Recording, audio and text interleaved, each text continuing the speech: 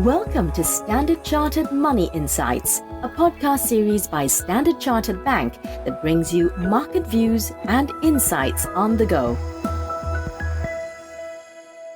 Hello everyone, my name's Manpreet and welcome to Cut to the Chase. Now, I was speaking with a friend yesterday about our favourite road trips, and the drive from Perth to Margaret River in Western Australia came up as a mutual favourite. Now, the rental car luck of the draw did play a part. I ended up with an anonymous Camry, while he ended up doing the trip in a BMW X3M, but neither took away, of course, from what is some pretty spectacular scenery once you enter the Margaret River area. Now, what was less popular with us were the prices, with both of us having done the trip way back in 2018 when the Aussie dollar was well above 80 cents to the US dollar. So will Australian holidays keep getting more expensive in the coming year because of a stronger Aussie? That's where a lot of focus will be today as Australia's Reserve Bank meets to set policy. Now, a bit of context may help here. Regular listeners will know that we tend to focus on two main drivers when looking at commodity currencies like the Aussie. Now, the first is relative yield differentials. 10-year yields, specifically in real or net of inflation terms, are higher in Australia than in the US. This, we believe, should be one channel via which rising policy rates in Australia should support the currency, as investors are able to earn a high yield on Australian rather than US dollars after accounting for inflation. Now, this factor has not been as supportive as one might expect in recent months, with a widening gap opening up between the signal from this relative bond yield differential and the Australian dollar. In our view, though, this is because the market focus has been singularly on the upward change in expectations in US dollar rates in the first half of this year.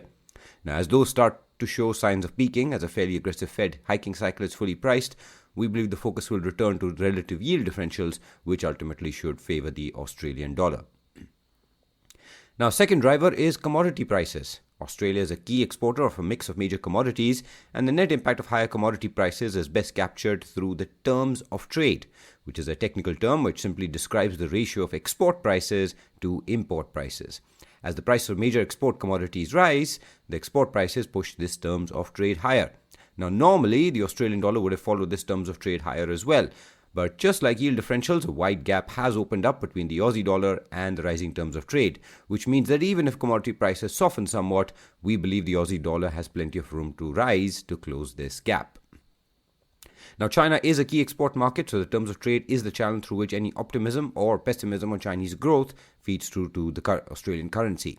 Now, over the last few days, the below consensus PMI numbers have been a source of downside pressure on the Aussie, as have been broader concerns about Chinese growth.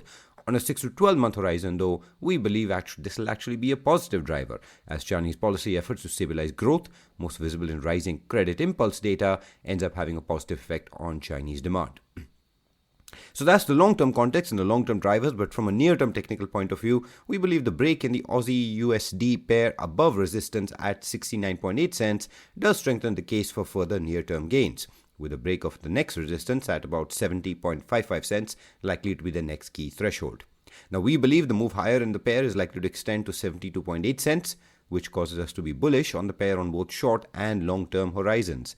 Another bout of dollar strength, though, or significant weakness in Chinese economic data, or safe haven demand on rising geopolitical tensions are the key risks to our view, but we'd only turn less constructive if the pair fell back below about 68 cents.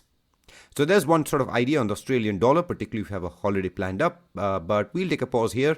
As always, if you enjoyed this podcast, please don't forget to rate and like it. Thanks for listening and wish you a happy trading day ahead.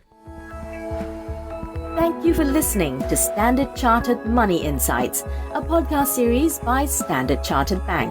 For more details on the latest market insights, subscribe to Standard Chartered Money Insights.